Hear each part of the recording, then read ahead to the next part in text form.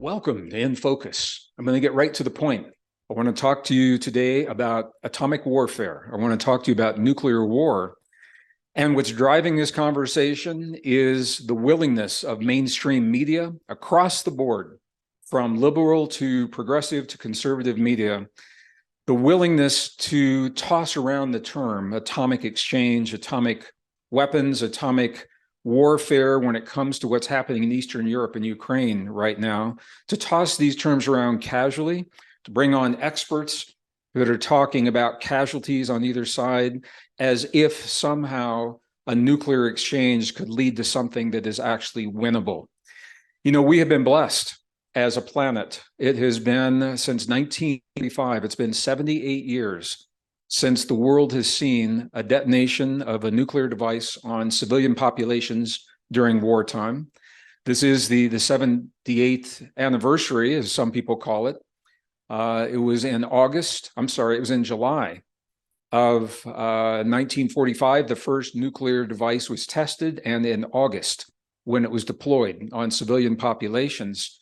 So depending on how you measure a generation is typically considered to be about 20 years to the time of maturity and the ability to have a family of your own. We are just under 4 generations removed now from the horrors of what it meant to detonate 2 nuclear devices on 2 cities in Japan. That anniversary is coming up. You're hearing all about. There's a movie, Oppenheimer, that is now being released in American theaters, maybe in other parts of the world as well, about the physicist who was driving the effort to develop that technology. So it's very much in our consciousness right now.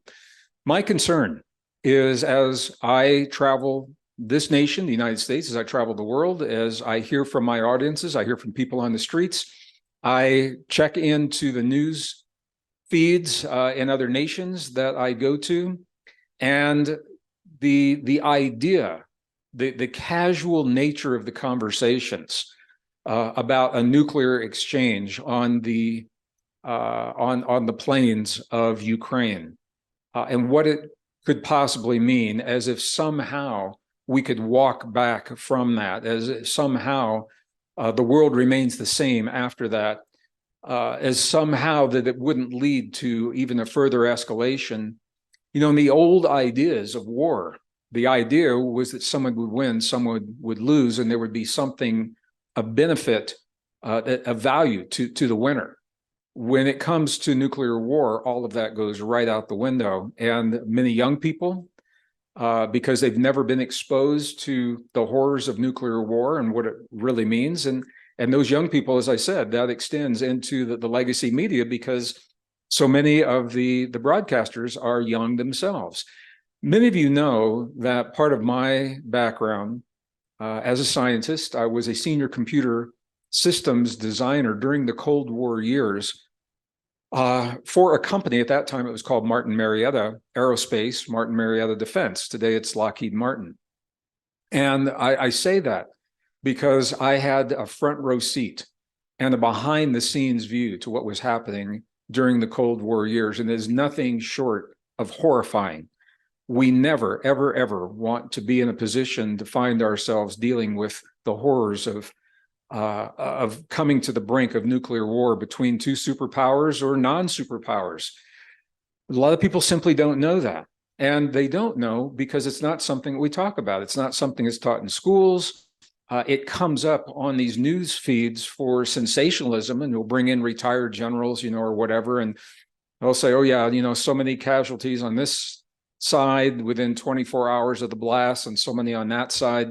It's all very sterile until we really begin to understand what this means. And that's what I'm going to do in this very brief presentation, so that you have some idea at least of what it is that's being discussed, and you can make your own personal decision as to whether or not you think the benefits are worth the risks. I'll tell you right now where I'm coming from on this. It is my firm belief that we should never, ever, ever use a nuclear device against another human on this planet, no matter what the reason, no matter what the circumstances leading up to it, because of the costs. The costs are so high, the outcomes are so horrible. And I'm limited in terms of what I can share on a YouTube channel. I'm not going to show you a bunch of horrible pictures. I will refer to them a little bit, but I'm not going to show them here. Because once you see the inner workings of a nuclear device, and I will show you some of the tests that were done in the Nevada test sites in the 1950s, as well as the original detonation in 1945. Once you see that and you understand what you're seeing, I think you can extrapolate that onto human populations and the human body itself. The human body cannot withstand the forces that are unleashed in a nuclear detonation. And that is a fact that seems to be overlooked or seems to be forgotten, or maybe it's just glossed over when we talk about tactical nuclear devices, on a battlefield, and what that means. So this was not necessarily an easy program for me to put together. I think it's necessary because it is through our awareness that we can let our political establishment know that this is something we won't tolerate. We will not tolerate it. We cannot tolerate it. Stop talking about it as if it is something that is winnable, as if it's something that's doable, as if it's a threat that we're going to hold over one another. Let me just get in this presentation a little bit and help you understand why I'm so passionate about this, why I feel the way that I do. Going back to my time in the defense industry, I was given the opportunity to work on two separate projects. One of them I've spoken about in the past was called Star Wars Defense Initiative, SDI. And this was actually the weaponization of space, which violates agreements that the superpowers had made at the end of World War II.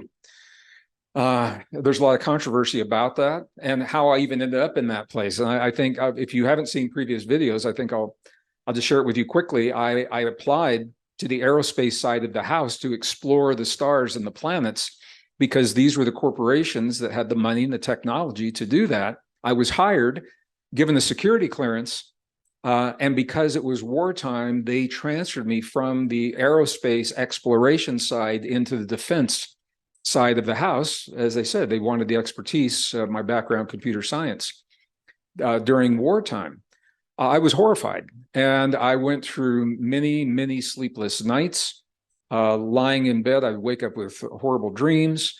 Why me? I went through all of this, and I've talked about this in other programs. And the bottom line is I learned a lot from this experience. We fortunately saw the end of the Cold War because of the outrageous nature of the technology. It became more and more complex, that it couldn't be duplicated by other nations. And it was an insane time. That was an insane strategy that was called MAD, M-A-D, Mutual Assured Destruction. In other words, if somebody launched, nobody was going to win. That's crazy. That's absolutely insane. However, it was happening within the insanity of a world that we had arrived at. And within the context of that insanity, the strategy actually worked at that time. And we brought, it brought in the end, the strategy brought an end to the Cold War. I had the opportunity to understand the nuclear weapons, nuclear devices, the physics behind them, why it is so difficult to successfully detonate a nuclear device. And this, I think, is the good news for all of us. This is why you don't see nuclear devices popping up all over the world, mushroom clouds on the horizon. It's not enough to build the device. There's a very complex protocol that very, very, very few people know and understand. This is the secret that's guarded. This is the very well-kept secret. You can go on the internet and it'll tell you how to build the device if you can get the materials. But to make it work, there are things that must happen behind the scenes that are not published, that are not commonly known. And that is the saving grace for all of us. So let me get into this presentation a little bit. I want to help you understand, number one, there is no single nuclear weapon. There are different kinds of nuclear weapons. The principles they're based on, what it is that they do when they are detonated. It's not just like, boom, a bomb goes off. There are levels of damage that happen in the moment as well as over time. Where we are today on the non-proliferation of nuclear weapons in our world, and I think you're going to be surprised, there's a treaty that was available for signature in 1996 that still has not been signed by some of the major players. And I think you will be surprised to know who some of those players are and what we can do about that. So as I mentioned, when we talk about atomic bombs, there is no one atomic bomb. Once the technology of splitting the atom was developed, once it was perfected, it was applied in many different ways to create even bigger and more powerful weapons. And that is the way technology works. Once something is discovered, there's an effort to make it bigger and better and stronger. So the first nuclear device ever detonated in the New Mexico desert, southern New Mexico, 1945, as a result of the Manhattan Project. It was based upon the principle that's called fission, a fission reaction bomb. And I say this because I don't think we're going to see these kinds of bombs used again, that we will see another kind that is even larger, more powerful than this was. But the fission reaction bomb is what you see in the movies. This is what was dropped on Hiroshima first, and then Nagasaki second, the two Japanese cities. And it is based upon creating a chain reaction with certain kinds of uranium, and creating that reaction by driving essentially a tube. And one form of the uranium, there's a blast behind it that drives it into another form of uranium, creating that chain reaction very, very quickly. The second kind of nuclear device is a fusion, not fission, but it's a fusion reaction bomb. From a physics perspective, it's really interesting. It's actually two explosions. There is actually a fission reaction, like a little nuclear bomb, that it then triggers a fusion reaction for the big bomb. They happen so quickly that you wouldn't know necessarily one from another. So the second kind is typically what would be used in warfare today. A fusion reaction bomb, it's often called a hydrogen bomb or a thermonuclear bomb or a thermonuclear device. Now, when we talk about conventional bombs, you know, a grenade or an RPG or something like that, or, you know, a TNT detonates, you have the release from the energy. If it happens on the ground, it creates a crater, throws dust in the air, and it's over. That's not the way atomic devices work. They release energy in different ways. About 50% of it, as you're seeing on the screen, is from the blast itself. And I'm going to show you what that means here in just a moment. About 50% from the blast, but the rest of it, 35% of it, is from the heat generated by the blast. And then because it is an atomic device, there is radiation, and that radiation, 5% of it happens within just the first few seconds, the first minute of the explosion. Anything near ground zero is essentially vaporized because of the heat, because of the blast, and because of the ionizing radiation. It's a very specific kind of radiation. The fallout can happen from about 30 minutes later, and it can happen for weeks, and it's not limited to the location, because the atmospheric conditions, once that mushroom cloud goes into the air about 25 miles up into the stratosphere, then those radiated particles of earth and dust and everything else are carried in the weather patterns in the prevailing winds. And that's why they can go across. That's what happened. Well, we saw this happen during the tests in the United States during the 1950s in Nevada. And all of a sudden, we couldn't drink the milk from cows in Missouri because the cows were eating grass where radiation had fallen from the sky from these tests because of the prevailing winds, even though we were nowhere near where that blast actually was. The first atomic bomb in the world that our world has ever known, it was detonated in a part of southern New Mexico. It's a test site called the Alamogordo test site. It had been developed through the super secret Manhattan Project, and this is where Robert Oppenheimer and all the stories and everything are being shared now through the media, through the news and the movies. The bomb was developed in Los Alamos, outside of Santa Fe, New Mexico, north of Santa Fe. It was tested July 16th, 5:29 a.m. Mountain Standard Time. Now, there's some footage of this blast that has been recently, the original footage was very scratchy, as you can imagine. a lot of scratches, a lot of dust. It has been cleaned up and made available through Atom Central, who is making this available. And I just want to give a shout out and a deep sense of gratitude to Atom Central. If you haven't checked out their website, I'm putting it on here. Go check it out and subscribe. But I want to share with you the newly rendered image of the very first nuclear device, Trinity test site.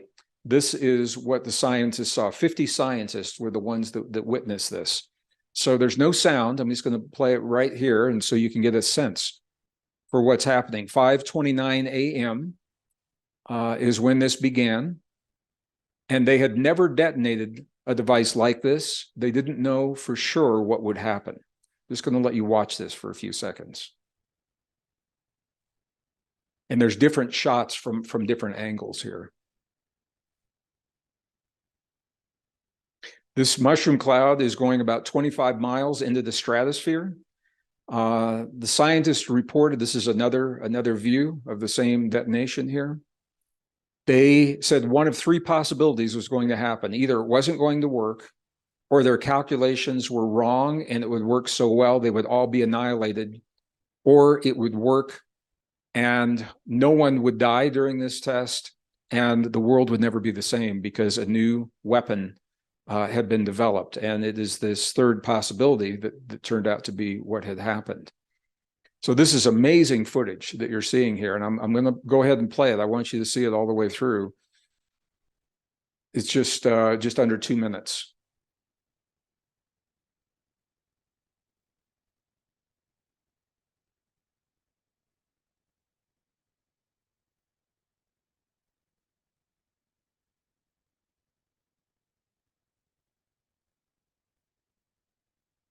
Now, if you can imagine being a scientist on that day, one of the interesting things about the Manhattan Project is many of the scientists did not know what they were developing, at least initially.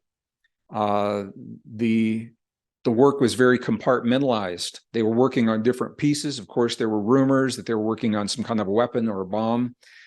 When it became clear that they were learning to unleash the power of an atom for wartime purposes, there were some scientists that didn't want to go through with this project and were essentially coerced into seeing this project through. There's all kinds of leverage that was used about security for their families. Some of them were European, and whether or not they'd be able to stay in the United States or not. All kinds of stories about this. It's not a secret, very, very well-known stories. So this is what we're talking about. This was the first atomic bomb called the Trinity test site, and it was successful. This was July 16th.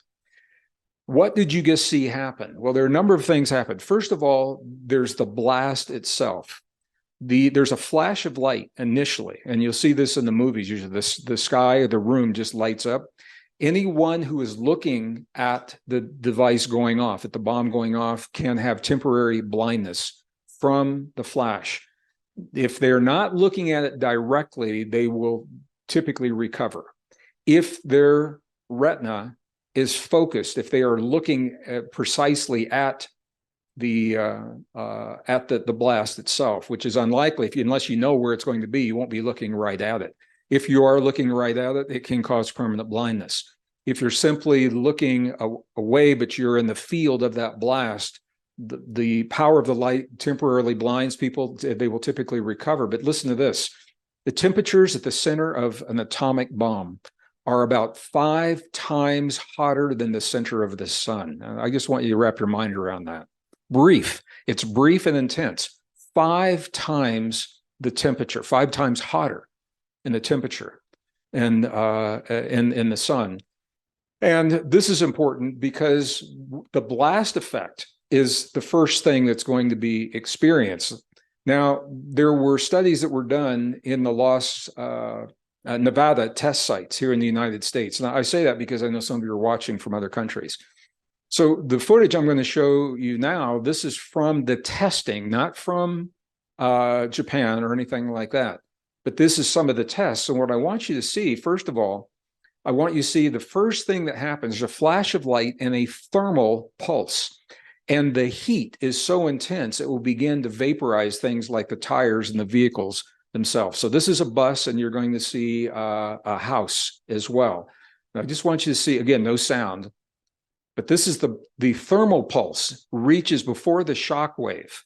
The thermal pulse reaches in advance, just like you would see a flash of lightning in the sky before you ever hear the thunder, because the thermal pulse is traveling faster than the speed of sound. I want you to see this again.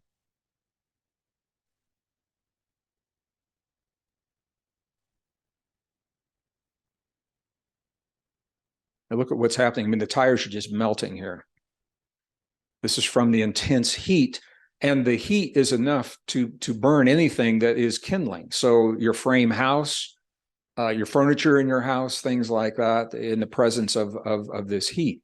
The second thing that happens is a blast effect. It's this shock wave of compressed air. Listen to this, it's traveling faster than the speed of sound. It's traveling about 1,100 feet, a little over 1,100 feet per second. 1,100 feet in 1 second. That's how fast this thing is moving. Again, here's some footage from the Nevada test site to show what happens after the thermal, after the heat. Now you get the blast effect. And look at these vehicles out here. Watch what happens.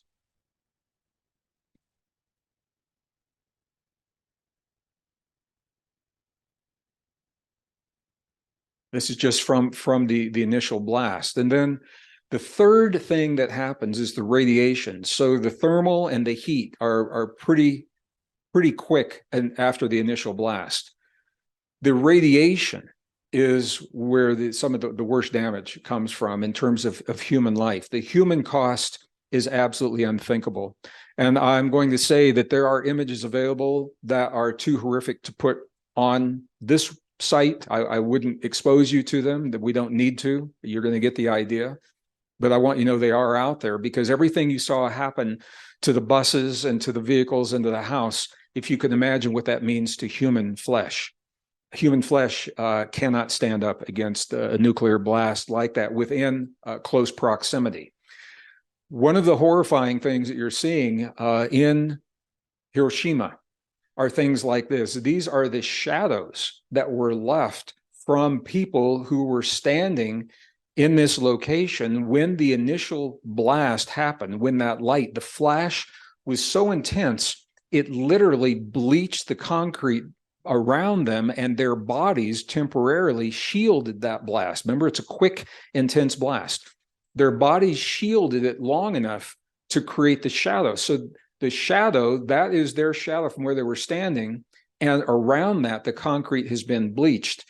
And some of these people may have survived, some of them may have been vaporized, because that's one of the effects of what happens to a human body.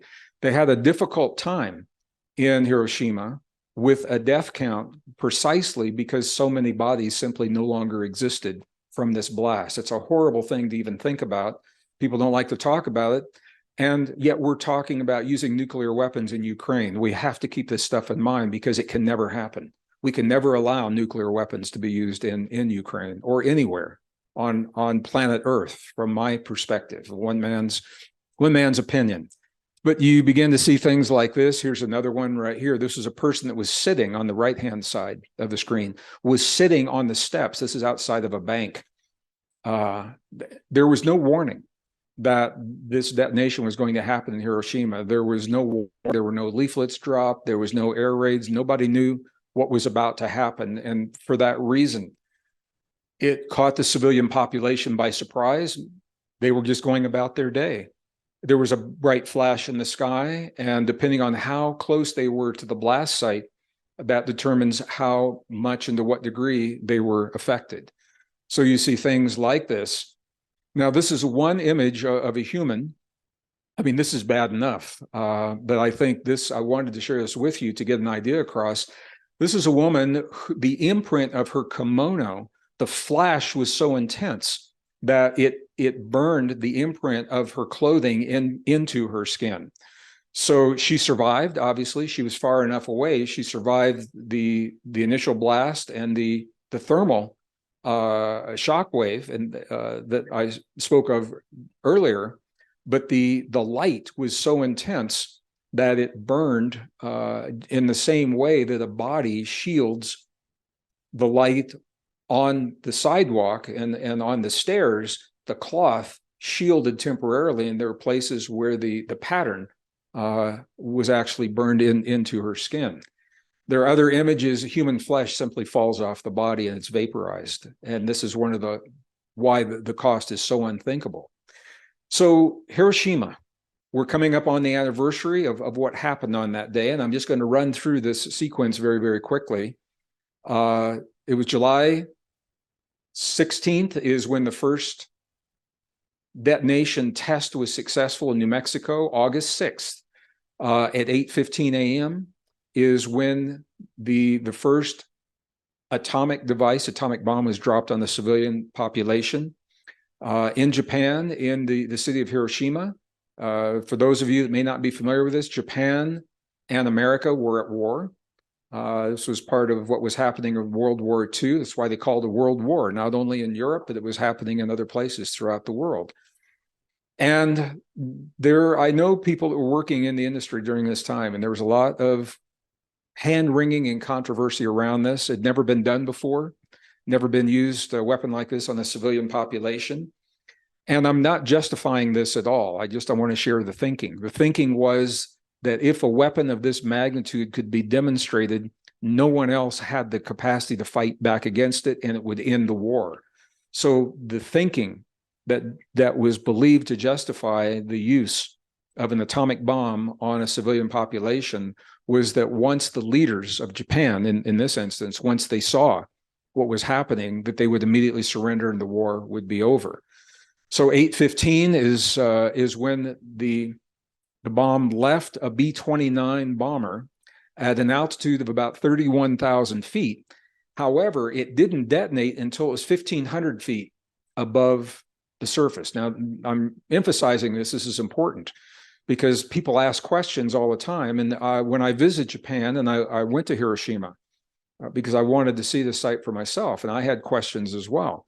One of the questions I had was, why could I stand there? Why isn't the place just totally hot, radioactive like Fukushima or is right now? Or, some of the other places in Europe where we've had nuclear meltdowns and things like that. Why could we stand there? Why isn't there a crater? Why wasn't there a crater in the middle of the city? Well, the answers to those questions are determined by where the bomb detonates. There are high altitude bombs that will detonate, and they create problems, but they're not going to leave a crater in the ground. And then there are lower elevation. This one wasn't on the ground. It's still 1,500 feet above the ground.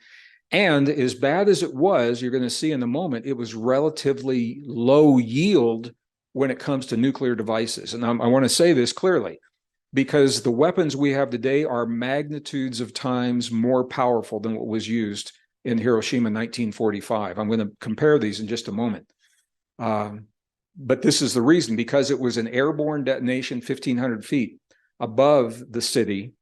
It did not pick up dirt as it would in a crater to kick back into the sky to rain down as nuclear particulates. It didn't work that way. So the bomb was detonated 1,500 feet with a force of about 15,000 tons of dynamite. TNT is dynamite.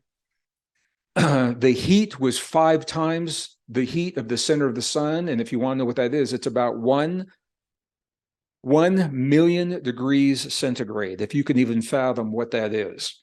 At the site of the detonation, when this thing, at the very core of where this, again, this was a fission reaction that we're probably not going to use any longer. What happened afterward? After the initial blast, there was the light, there was the shock wave, the thermal wave, and then in about 30 minutes, black rain began to fall down from the debris of the buildings and things like that. Even though this was not under the ground or surface blast or under the surface or under the water, it still picked up debris and kicked it up into the atmosphere.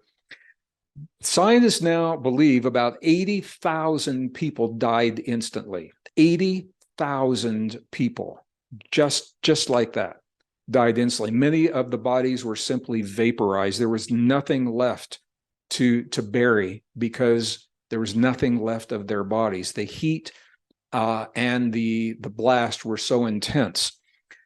By the end of the year, again, this was in August, by the end of the year, another 66,000 had died from the effects of the radiation poisoning. And part of the problem was that the Japanese doctors, nobody had ever seen anything like this before. So the Japanese doctors had no idea how to treat radiation sickness. They saw these people with the radiation sickness and everything that goes with it. They didn't know then what we know now. They didn't know how to treat this. These are some images of the city.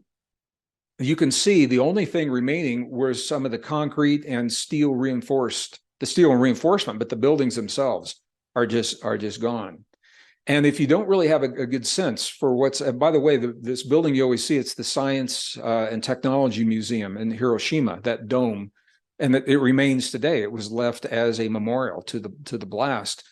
This is another part of Hiroshima. You can see the left is before and the right is after. So, I mean, there are no buildings left except for the ones that were either steel reinforced or, made of concrete. Now, I want to show you something that I just alluded to. If we are to use weapons today, this was in 1945, there were two bombs that were developed. One was the little boy bomb, and that was the nuclear fission that was from driving one kind of fissionable material into another, all right, down through the tube.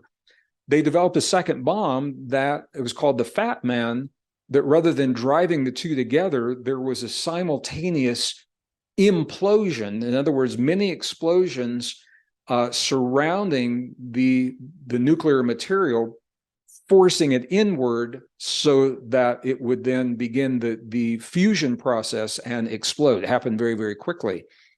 So that was a 22 kiloton yield for the second bomb. Now look at this, is 1945. Today, 2020 is when this was put together. Now look what we're looking at between the United States and Russia. We're talking about not a 15 or 20 kiloton. We're talking about 455 kilotons. Russian bombs, 800 kiloton bombs. And there are reasons for that if they don't have the precision for a specific location, if the blast is big enough, it won't make any difference. You can get within, a mile and you've still got your target. So that's one of the reasons for some of the larger yields. But I want you to see this. We're not even talking about the same magnitude of weapons. 1986, at the height of the Cold War, this is insane. There were 70,300 active nuclear weapons in the world. That is more than enough to microwave this planet many times over. 70,000 weapons. Now, I remember working in the industry where we would go to work every day saying, we've got to reel this in. We've got to find a way, some way to convince the other side. And they were thinking the same way with us. It was a crazy time not to use these weapons.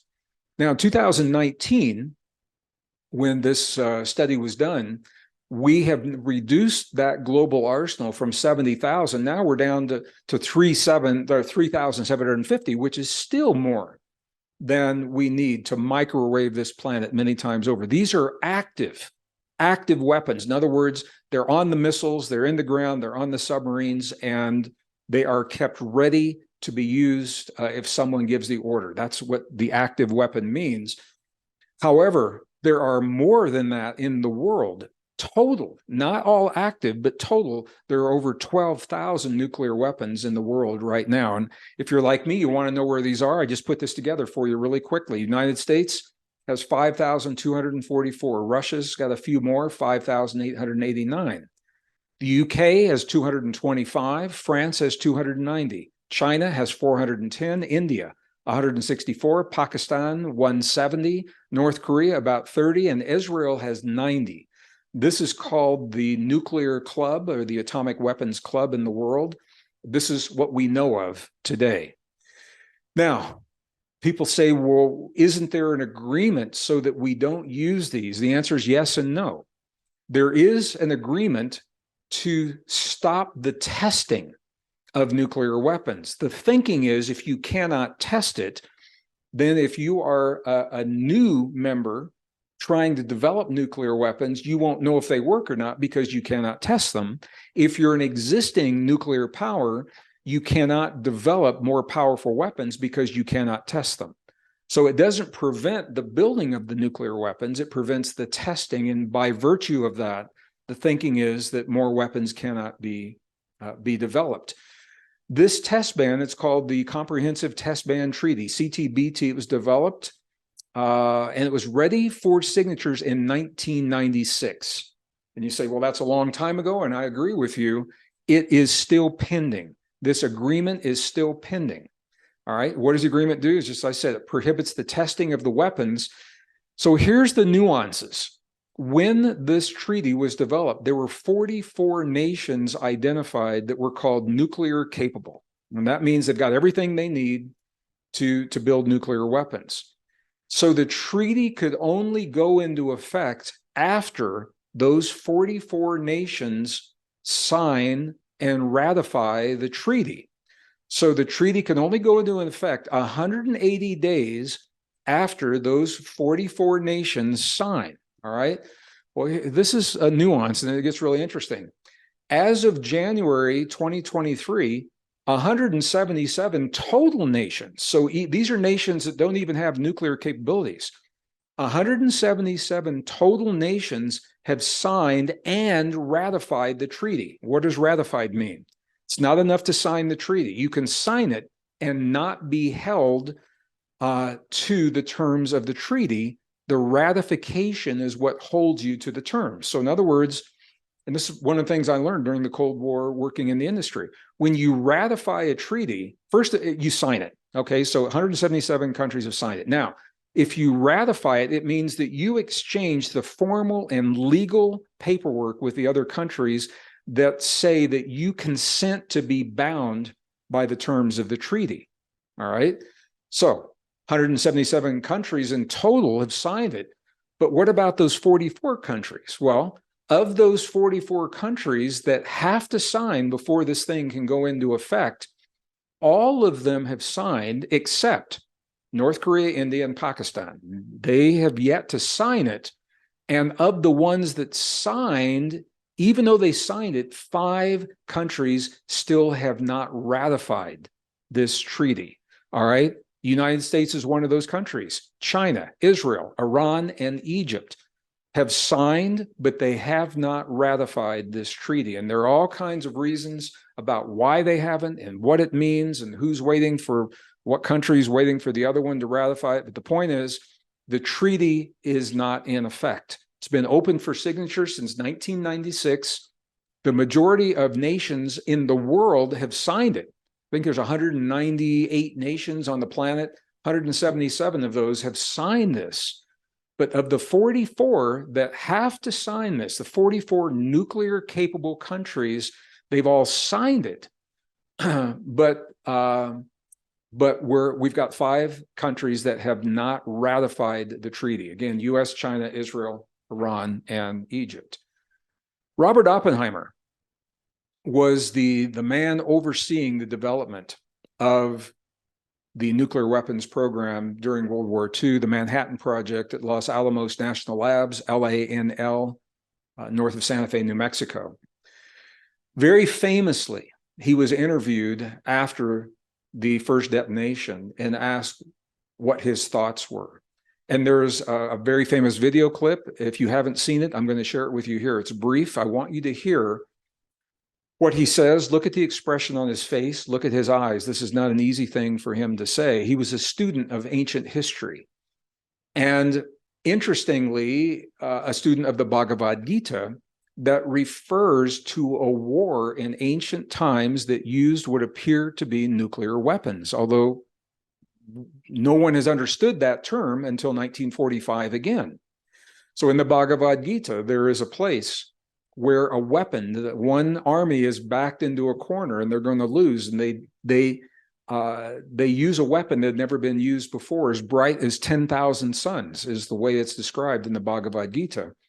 Robert Oppenheimer was a student of the Bhagavad Gita, and he referenced the Bhagavad Gita with respect to the detonation of the first bomb. This is an interview, and he was asked, how did you react? How did people react? I want you to hear what he says.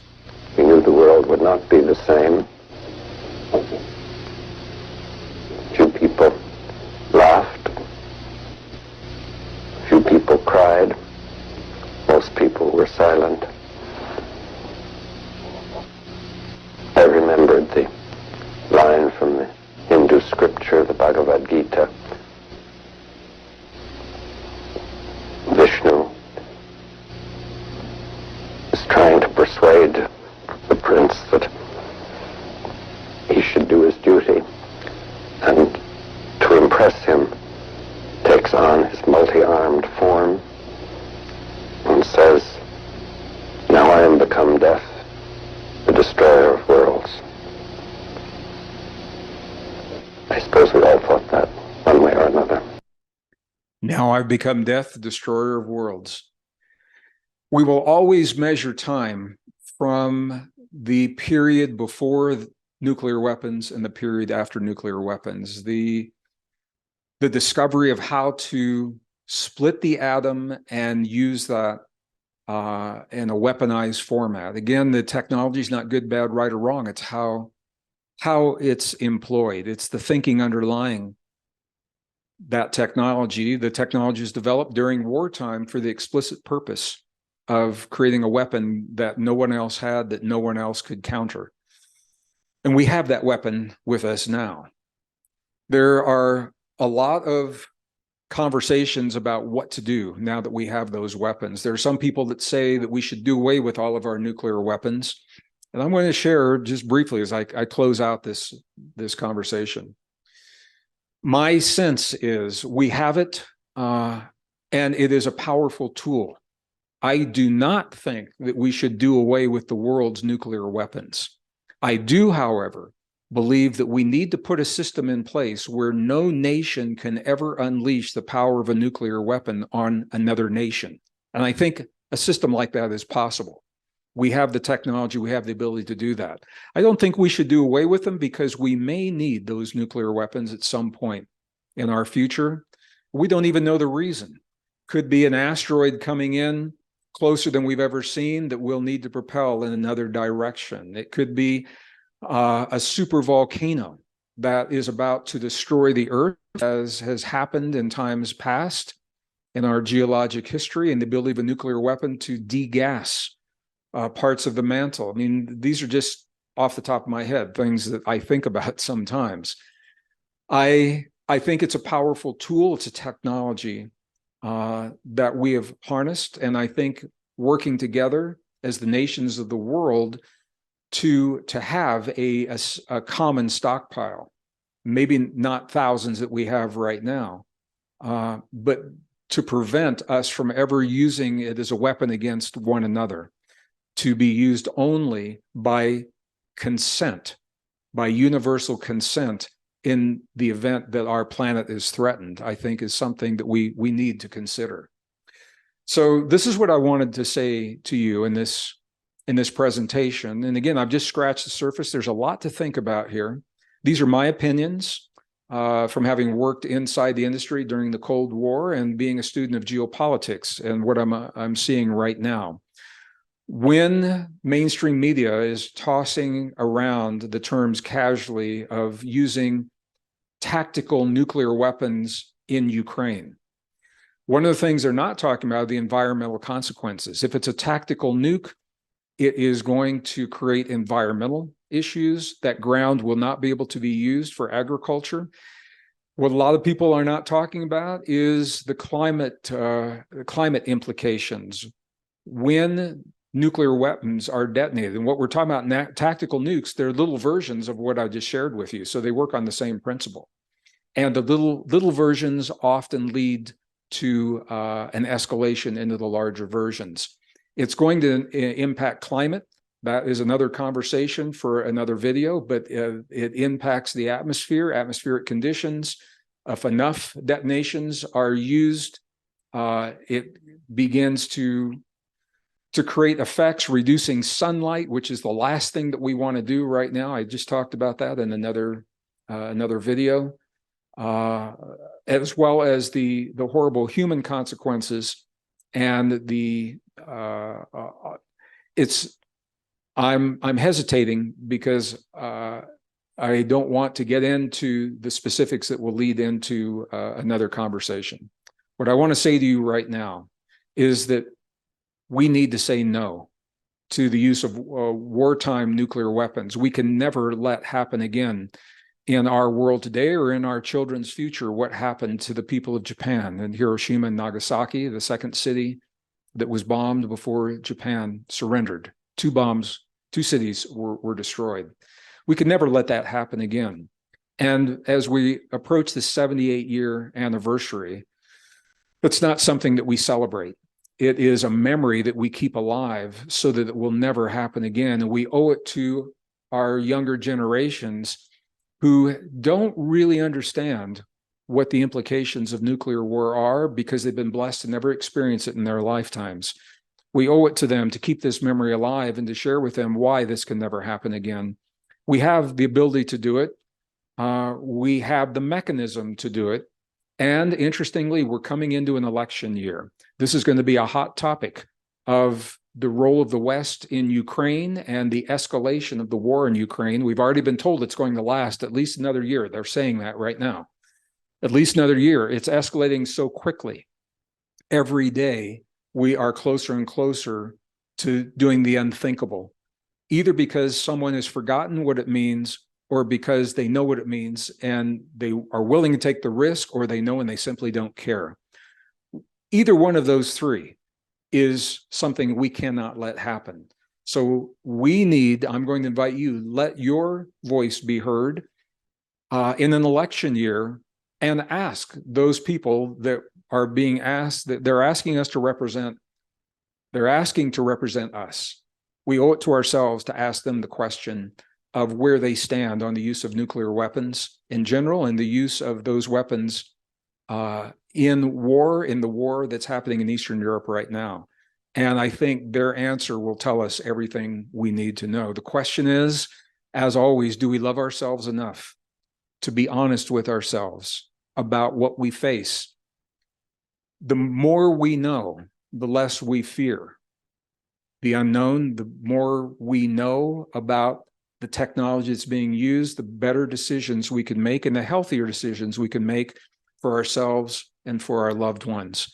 Because we all want the same thing. We want a world where we can be the best version of ourselves and create the best world possible. And that is a world where we no longer will even entertain the possibility of using nuclear weapons on civilian populations during times of war. That's what I wanted to say to you today. Thank you for sharing part of your day with me today. As always, let me know how you feel about this. Drop some comments in the comment section. I've had people ask me why I continue to leave the comment section on, because it is a forum for so many people to express their deep emotions, and sometimes in an angry or hurtful way. We need a forum to be able to share ideas openly and freely, and I'm going to leave that comment section open. I have a staff that reads every comment that you write. They share those comments with me. I obviously can't read everyone personally, although I do skim a lot of them. Let me know how you feel about this, and may lead to part 2 of this conversation as well. Thank you so much for sharing part of your day with me. I look forward to our next.